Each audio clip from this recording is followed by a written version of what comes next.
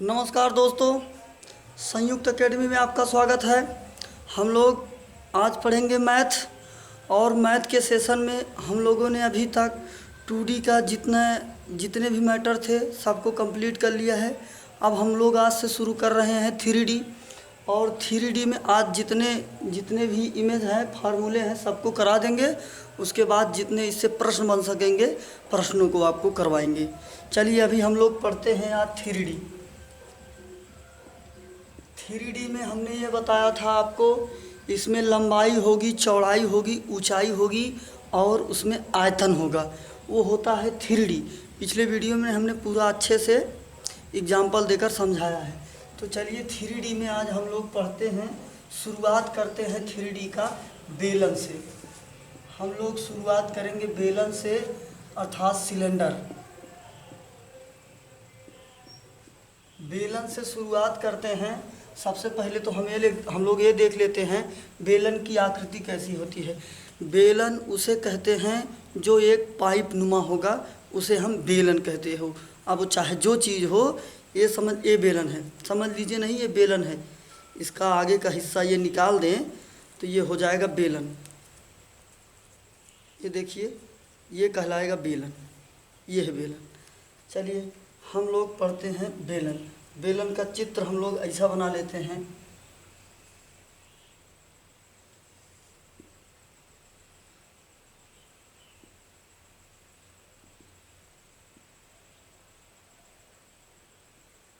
ये है बेलन।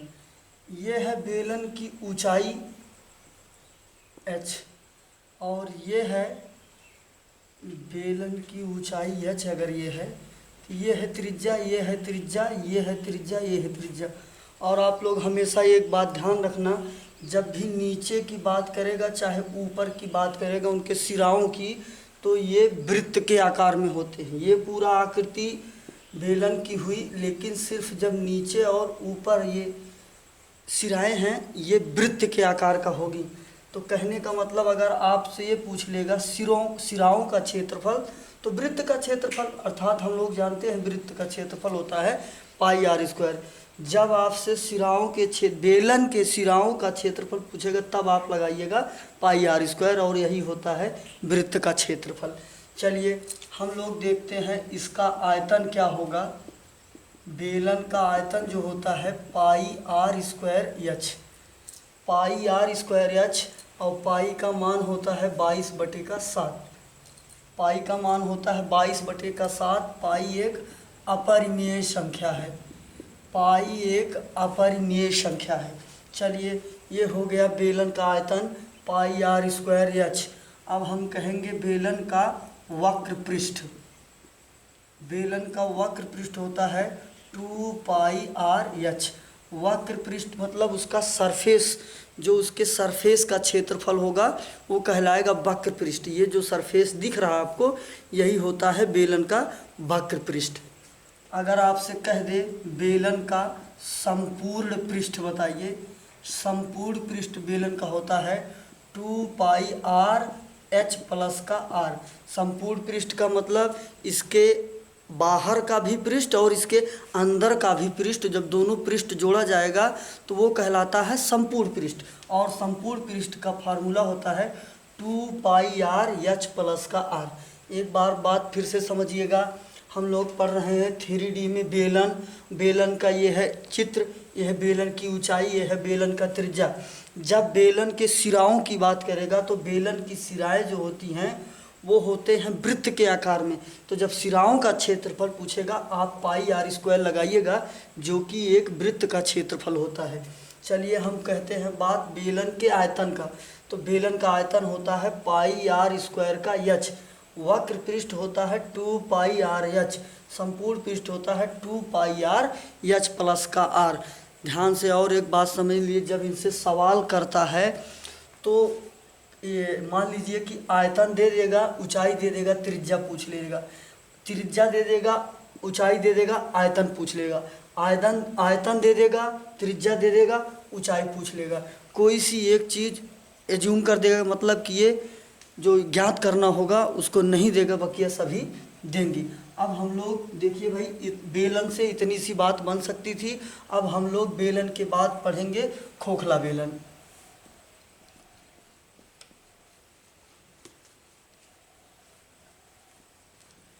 खोखला बेलन एक ऐसा बेलन होता है जिसमें उसके सिराएं खुली हुई होती हैं। उस बेलन के जो दीवार होती हैं उसकी कुछ मोटाई होती है, वही होता है खोखला बेलन। उसको कहते हैं हेलो सिलेंडर।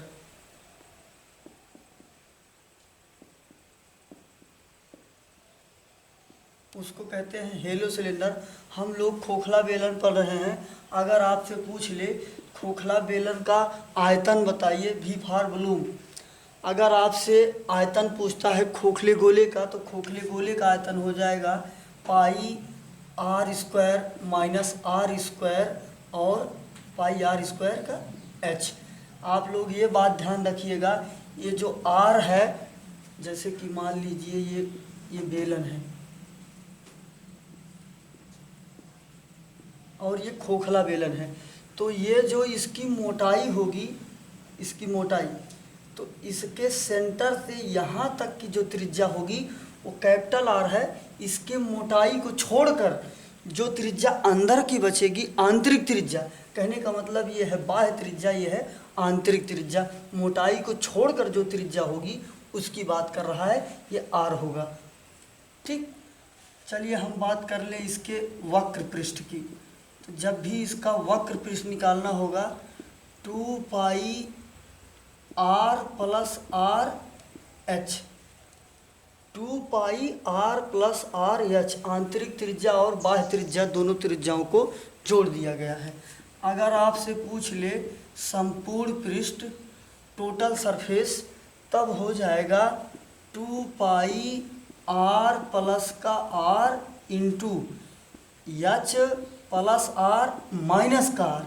ये होता है खोखला बेलन का संपूर्ण पृष्ठ। एक बार बात ध्यान से फिर से सुन लीजिए। खोखला बेलन वह आकृति होती है जिसकी मोटाई कुछ हो, दीवारों की मोटाई कुछ हो। तो जो ये बाहर की त्रिज्या होगी मोटाई को लेकर, वो बाह्य त्रिज्या होगी। मोटाई को छोड़ने के बाद जो त्रिज्या होगी वो आंतरिक त्रिज्या होगी, वो स्मॉल आर है और ये कैपिटल आर है। तो इसका आयतन होता है पाई आर स्क्वायर माइनस का आर स्क्वायर गुणे एच। वक्र पृष्ठ होता है 2 pi are plus r H. संपूर्ण पृष्ठ होता है 2 पाई आर प्लस आर बटे ओ इंटू एच प्लस आर और माइनस का आर। अब अगला हम पढ़ेंगे 3D में कोण, बोले तो शंकु पढ़ेंगे। शंकु वह चीज़ होती है, लट्टू, लट्टू जानते हैं, लट्टू की आकृति एक शंकु की आकृति होती है। सबसे पहले हम पढ़ते हैं शंकु। शंकु को कह देंगे कोण। शंकु की आकृति हम लोग बना लें।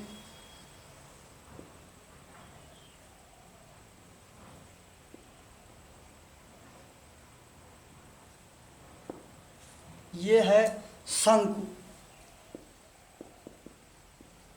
ये है शंकु की तिर्यक ऊंचाई L और ये है शंकु की ऊंचाई H। ये है शंकु की त्रिज्या R और ये है शंकु का व्यास। व्यास जो होता है वो त्रिज्या का 2 गुना होता है। चलिए बात करता है शंकु के आयतन की। तो शंकु का आयतन होगा 1/3 पाई आर स्क्वायर का एच। जो बेलन का आयतन होता है, शंकु का आयतन बेलन के आयतन का 3/3 होता है। शंकु का आयतन था पाई आर स्क्वायर एच, और सॉरी बेलन का आयतन था पाई आर स्क्वायर एच। शंकु का आयतन होगा 1/3 पाई आर स्क्वायर का एच।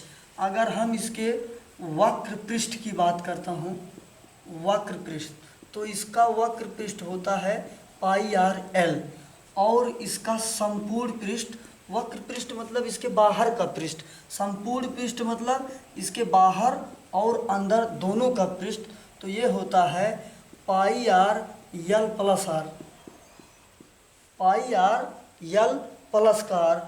ये देखिए तिर्यक ऊंचाई है, ध्यान देंगे ये चीज़, यहाँ पर लंब है, यहाँ पर 90 अंश का कोण बनेगा और ये हो गया एक समकोण त्रिभुज। जब ये समकोण त्रिभुज हो जाएगा, इसमें पाइथागोरस प्रमेय लगा देंगे। पाइथागोरस प्रमेय के अनुसार हम कह देंगे यल स्क्वायर बराबर एच स्क्वायर प्लस का आर का स्क्वायर, अर्थात एल बराबर under root H square plus का आर का स्क्वायर। ये हो जाएगा शंकु की तिर्यक ऊंचाई। शंकु से इतनी सी बातें बनती हैं, ध्यान से एक बार फिर से बातों को समझते हैं। शंकु का ये चित्र है, लट्टू के आकार का जो भी चित्र होगा वो शंकु कहलाता है। तो ध्यान दीजिएगा, ये शंकु की तिर्यक ऊंचाई है और ये ऊंचाई है, ये शंकु की त्रिज्या है। शंकु का आयतन बेलन के आयतन का तिहाई होता है, 1/3 पाई आर स्क्वायर का एच। वक्र पृष्ठ होता है पाई आर एल, संपूर्ण पृष्ठ होता है pi R L plus R. और इसकी जो तिर्यक ऊंचाई है, यहाँ पर हम लोग देख रहे हैं ये लंब है, तो यहाँ पर 90 अंश का कोण बना है। तो जब यहाँ पर 90 अंश का कोण बन जाएगा तो ये समकोण त्रिभुज हो जाएगा। जब भी कभी समकोण त्रिभुज मिल जाए तो आप ये ध्यान रखिएगा, उसमें पाइथागोरस प्रमेय लगाते हैं। पाइथागोरस प्रमेय होता है कर्ण का स्क्वायर, अर्थात 90 अंश के सामने की भुजा कर्ण होती है, कर्ण का स्क्वायर बराबर लंब का स्क्वायर प्लस आधार का स्क्वायर। तो ये इधर का वर्ग घटेगा, इधर रूट आ जाएगा, एक ये संबंध है। शंकु से इतनी सी बात बनती है भाई। अब अगला हम लोग पढ़ेंगे, शंकु पढ़ लिए हैं, चलिए हम लोग पढ़ लेते हैं इसके बाद में गोला। हम लोग इसके बाद में पढ़ेंगे गोला, अर्धगोला और खोखला गोला। चलिए हम लोग पढ़ते हैं गोला।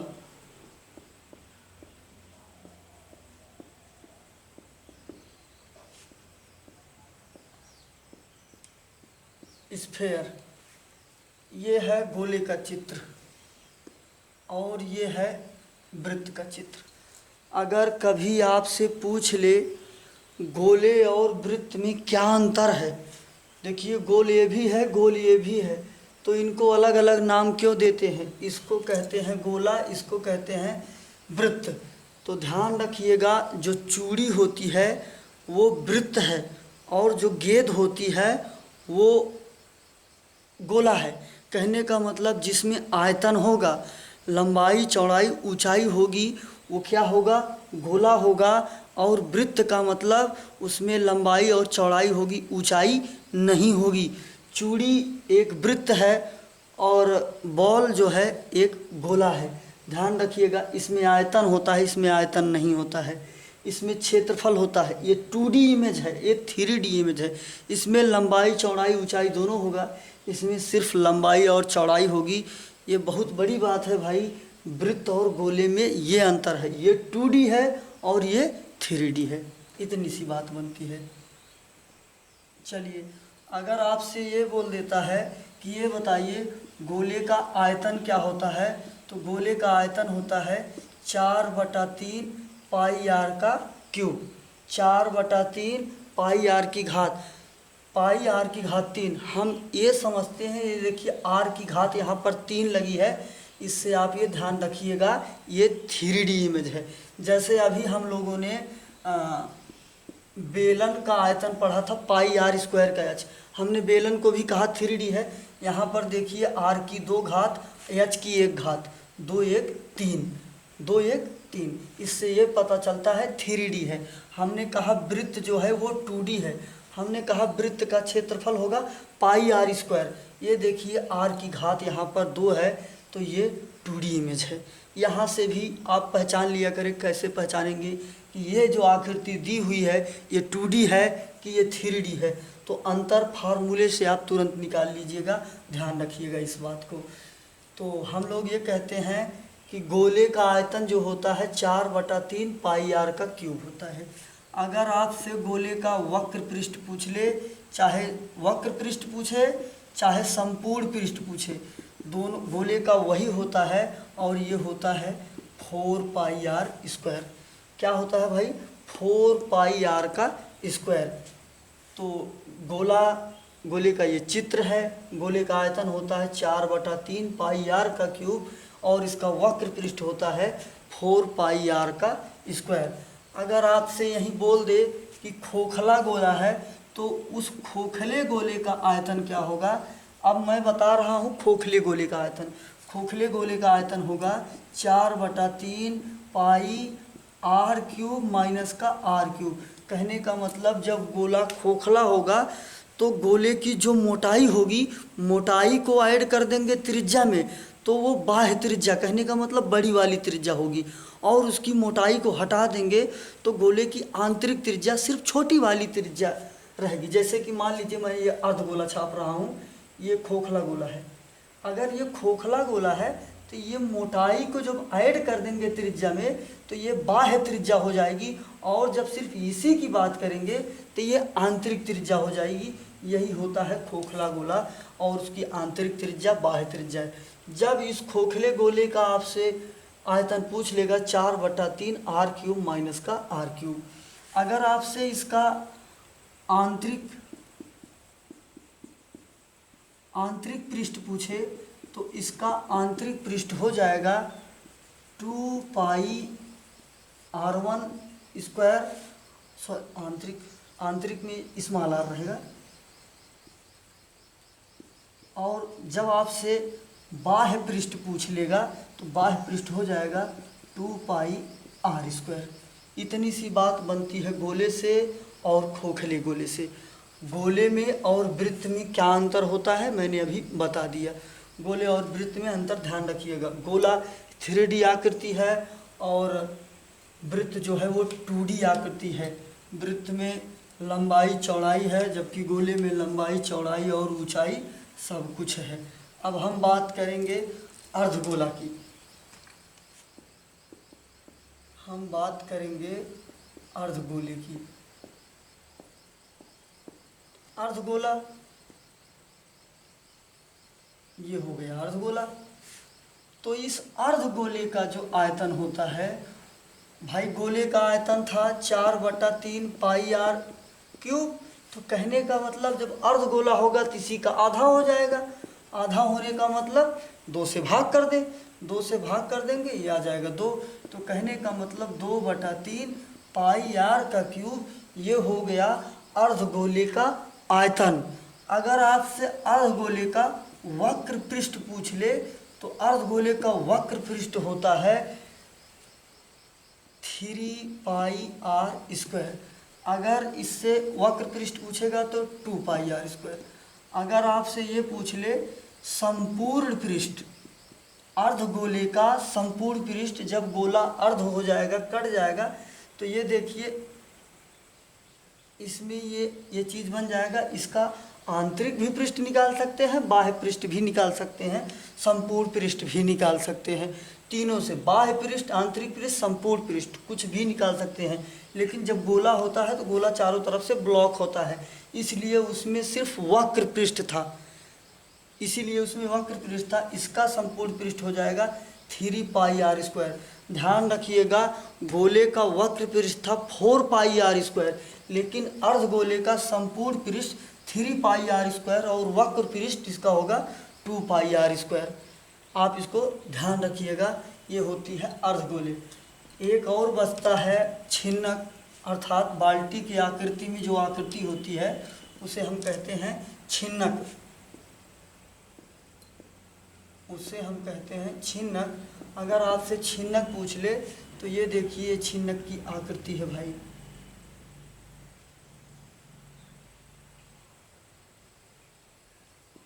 जो बाल्टी है वही होती है छिन्नक।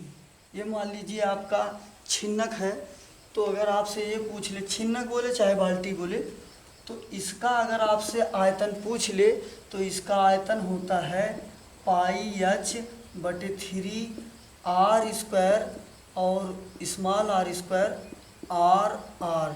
कहने का मतलब ये जो कैपिटल आर है, ध्यान रखिएगा आप, ये जो कैपिटल आर है ये बाह्य त्रिज्या है। बाह्य त्रिज्या, बाह्य त्रिज्या का ये मतलब होता है कि इसमें जो बाल्टी की मोटाई है वो ऐड है। ये जो स्मॉल आर है ये है आंतरिक त्रिज्या। कहने का मतलब जो बाल्टी की त्रिज्या होगी वो मोटाई को छोड़कर ये होता है भाई। चलिए ये हो गया बाल्टी का आयतन। अगर आपसे ये पूछ ले कि बताइए बाल्टी का वक्र पृष्ठ क्या होगा। बाल्टी का वक्र पृष्ठ क्या होगा, तो बाल्टी का वक्र पृष्ठ होगा pi are plus are l. Pi are plus are l. L जो है ये तिर्यक ऊंचाई है। यल बराबर यहाँ पर हो जाएगा under root H square plus r square minus का r square, sorry r minus are का होल वर्ग। ध्यान रखिएगा ये पाइथागोरस प्रमेय से बना है। ये देखिए भाई, यहाँ पर हम जब लंब डाल देंगे, है ना, तो ये पाइथागोरस प्रमेय से आया है। ये है छिन्नक का आयतन और ये है छिन्नक का वक्र पृष्ठ। ध्यान से फिर से बात समझ लीजिए। छिन्नक मतलब बाल्टी, आर उसकी बाह्य त्रिज्या है और स्मॉल आर उसकी आंतरिक त्रिज्या है, और इसका आयतन होता है पाई एच बटे 3 R square plus R R. वक्र पृष्ठ होता है pi are plus are L, और यल तिर्यक ऊंचाई है। तिर्यक ऊंचाई बराबर होता है under root H square plus R minus are का होल स्क्वायर। ये होता है भाई बाल्टी अर्थात छिन्नक।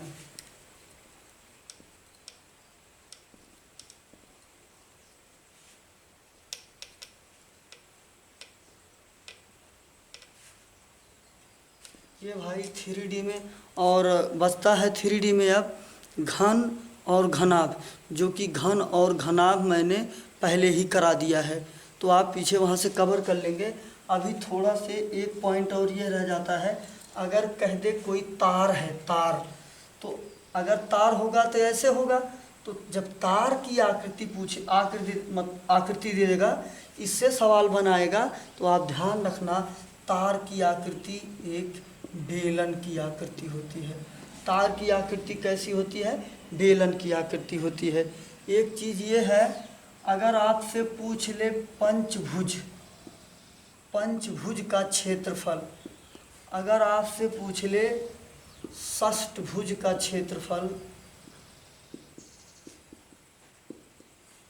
और आपसे एक ये पूछ ले अष्टभुज का क्षेत्रफल, तो ध्यान रखिएगा पंचभुज का क्षेत्रफल होता है। पहली बात तो ये जो समकोण त्रिभुज का क्षेत्रफल होता है अंडर रूट 3/4 गुणे का भुजा स्क्वायर। जब आपसे पंचभुज का क्षेत्रफल पूछेगा आप 5 से गुणा कर देंगे। जब आपसे षष्ठभुज का क्षेत्रफल पूछेगा, समकोण त्रिभुज समबाहु त्रिभुज का क्षेत्रफल होता है अंडर रूट 3/4 भुजा स्क्वायर, आप इसी में 6 का गुणा कर देंगे। अगर आपसे पूछ ले अष्टभुज का क्षेत्रफल, तो ये होता है 2 गुणे √2 + 1 का भुजा स्क्वायर, और √2 की वैल्यू होती है 1.414, और ये एक अपरिमेय संख्या है। अपरिमेय संख्या है। अपरिमेय संख्या उसे कहते हैं जिसे हम P/Q के रूप में लिख सकते हैं, जबकि Q = नॉट 0। कहने का मतलब Q 0 इसलिए नहीं हो सकता क्योंकि Q 0 होगा तो इसका मान अनंत आ जाएगा, इसलिए Q कभी भी 0 नहीं हो सकता है। यह है परिमेय संख्या की परिभाषा।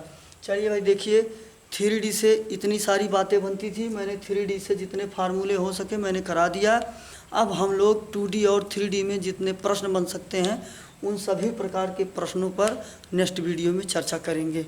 तब तक के लिए धन्यवाद।